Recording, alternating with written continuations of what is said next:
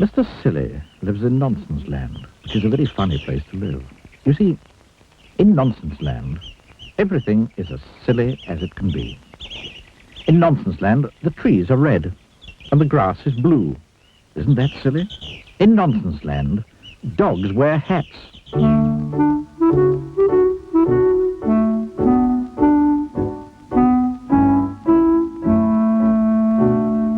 And do you know how birds fly in Nonsense Land? No, they don't fly forward. Really is a very silly place indeed. Which, of course, is why Mr. Silly lives there. Mr. Silly, in fact, lives in quite the silliest-looking house you've ever seen in your whole life. Have you ever seen a sillier-looking house than this?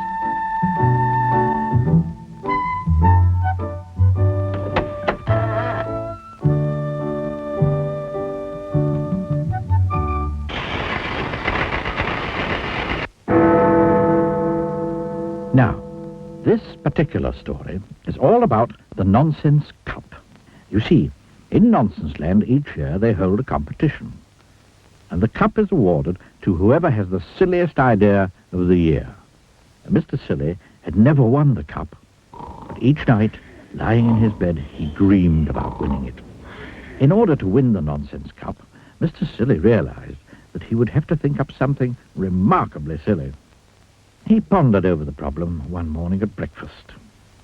Incidentally, you may be interested to know what Mr. Silly was having for breakfast. He was having a cup of coffee, into which he put a spoonful of marmalade. After that, he had a cornflake sandwich. And to finish, he had a boiled egg. But being Mr. Silly, he ate the shell as well. Now, isn't that a silly breakfast? Anyway, this particular breakfast time, Mr. Silly was thinking how to win that cup. He remembered 2 years ago when Mr. Foolish won the cup. Mr. Foolish, who was a friend of Mr. Silly's, had won the cup by inventing a car. It was quite a normal car, apart from one thing.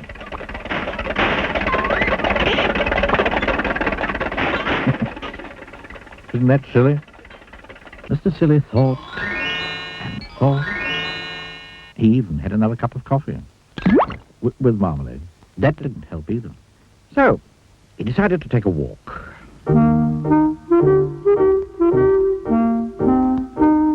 On his walk, Mr. Silly met a chicken wearing Wellington boots and carrying an umbrella. Wouldn't it be silly if you didn't wear Wellington boots and carry an umbrella, he said to the chicken. Meow, said the chicken. Because animals in Nonsense Land don't make the same noises as they do in your country. It was in the middle of Mr. Silly's walk that he had his idea. It was a beautifully silly idea. Quite the silliest idea he'd ever had. He hurried into town and bought himself a pot of paint and a paintbrush. Huge crowd assembled in the city square to see who was going to win the cup. The king of Nonsense Land mounted the specially built platform.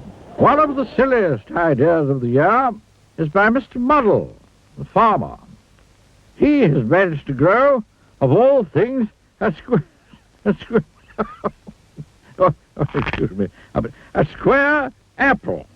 The crowd clapped as the square apple was held up by Mr. Muddle for everybody to see. He felt sure that he was going to win. However, said the king, and Mr. Muddle's face fell, we have had an even sillier idea entered by Mrs. Nincompoop.